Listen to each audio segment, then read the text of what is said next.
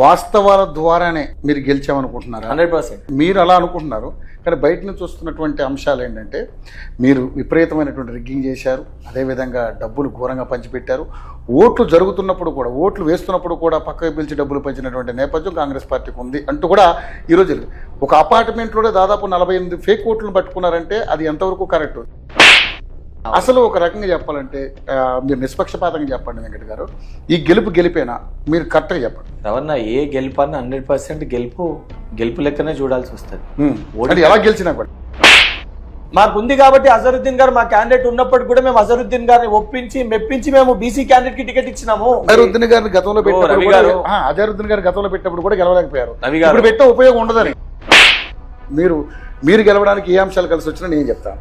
ఇప్పుడు ఎప్పుడూ లేనిది మాగంటి గోపీనాథ్ గారి మొదటి సతీమణి కొడుకుని తీసుకొచ్చి మీరు యాగి చేశారు. తర్వాత వాళ్ళ మదర్ని తీసుకొచ్చారు. వాళ్ళ మదర్ని తీసుకొచ్చి కూడా చాలా పెంట చేశారు. అక్కడ విజువల్స్లో కనపడుతుంది, అక్కడ ఉన్నటువంటి మెయిన్ కీలక కార్యకర్తలే ఉన్నారు. ఆవిడ చేత ఘోరమైనటువంటి మాటలు అనిపించారు కాంగ్రెస్ పార్టీ వాళ్ళే అని చెప్పేసి వాళ్ళు కూడా మాట్లాడుతున్నారు. దానికి ఏం సంబంధం చెప్తారు? ఇప్పటికీ ఒకటి అర్థం కాని అంశం ఒకటి ఉంది వెంకట గారు. మరి ఇప్పుడు మీరు ఫ్రాంక్గా చెప్తారో లేదో నాకు డౌట్, కానీ సాక్షాత్తు ముఖ్యమంత్రి గారు ఇప్పుడు ఏదైతే కార్నర్ మీటింగ్స్లో కావచ్చు, అదేవిధంగా పబ్లిక్ మీటింగ్స్లో కావచ్చు అని మాట్లాడుతూ ప్రచారంలో బీఆర్ఎస్ కోటేస్తే మీ రేషన్ బంద్ అవుతుంది, బీఆర్ఎస్ కోటైతే మీ కరెంట్ బంద్ అవుతుంది, బీఆర్ఎస్ కోటేస్తే మీ గ్యాస్ బంద్ అవుతుంది అని చెప్పినాక కూడా ఎలా గెలిచారో నాకైతే అర్థం కావట్లేదు.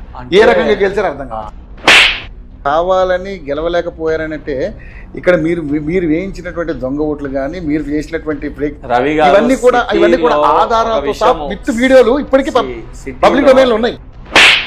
పోలీసులు కూడా కుమ్మక్కయ్యారు ప్రభుత్వంతో, అందుకని అక్కడ చాలా ఓవర్ యాక్షన్ చేశారు పోలీసులు.